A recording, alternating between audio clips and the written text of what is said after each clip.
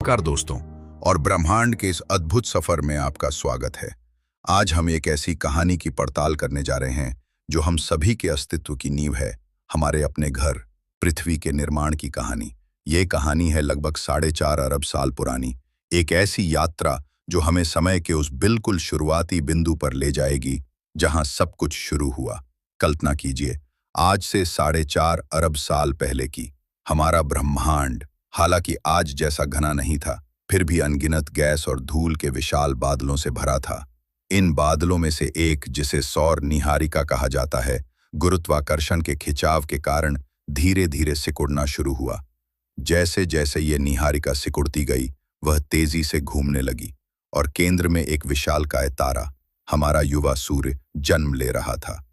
सूर्य के चारों ओर बचा हुआ धूल और गैस एक विशाल सपाट डिस्क के रूप में फैल गया। इसी डिस्क में हमारे ग्रह के निर्माण के बीज बोए गए थे। इस घूमती हुई डिस्क के भीतर धूल के छोटे छोटे कण और गैस के अणु एक दूसरे से टकराने लगे। अरबों खरबों बार ऐसा होने पर वे धीरे धीरे एक साथ चिपकते गए, जिससे छोटे छोटे पत्थर और फिर चट्टानों के टुकड़े बने। समय के साथ ये टुकड़े और बड़े होते गए, उन्होंने प्लैनेटिस्मल्स का रूप ले लिया।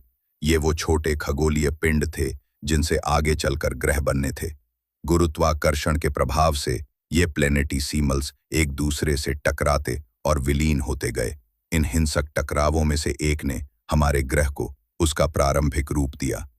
वैज्ञानिकों का मानना है कि लगभग 4.5 अरब साल पहले मंगल ग्रह के आकार का एक विशाल पिंड, जिसे थिया कहा जाता है, हमारी युवा पृथ्वी से टकराया। इस भयानक टक्कर ने पृथ्वी के एक बड़े हिस्से को अंतरिक्ष में उछाल दिया और इन्हीं मलबों से हमारा प्यारा चंद्रमा अस्तित्व में आया। शुरुआत में पृथ्वी एक तपते हुए लावा के गोले जैसी थी। लगातार ज्वालामुखी फट रहे थे और सतह पिघली हुई चट्टानों से ढकी हुई थी। लेकिन धीरे धीरे पृथ्वी ठंडी होने लगी।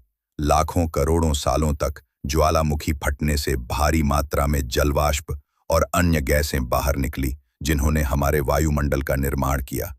जैसे जैसे पृथ्वी और ठंडी होती गई, जलवाष्प संघनित होकर बारिश के रूप में बरसने लगी। ये बारिश सदियों तक बिना रुके होती रही और इसी ने हमारे विशाल महासागरों का निर्माण किया। इन महासागरों में ही अरबों साल बाद जीवन के पहले संकेत पनपने शुरू हुए। तो इस प्रकार एक धूल और गैस के बादल से और अरबों सालों के धीमे लेकिन शक्तिशाली भूगर्भीय और खगोलीय परिवर्तनों के बाद हमारी सुंदर पृथ्वी का जन्म हुआ। ये केवल चट्टानों और पानी का एक ग्रह नहीं है, बल्कि जीवन का एक अनमोल नखलिस्तान है, जो हमें ब्रह्मांड की अनंतता में एक घर देता है। अगली बार जब आप रात के आकाश में तारों को देखेंगे, तो याद रखिएगा कि आप उसी ब्रह्मांडीय नृत्य का हिस्सा हैं जिसने हमारे इस अविश्वसनीय ग्रह को जन्म दिया। प्रकृति की इस अद्भुत कृति को समझने और उसकी रक्षा करने की हमारी जिम्मेदारी है।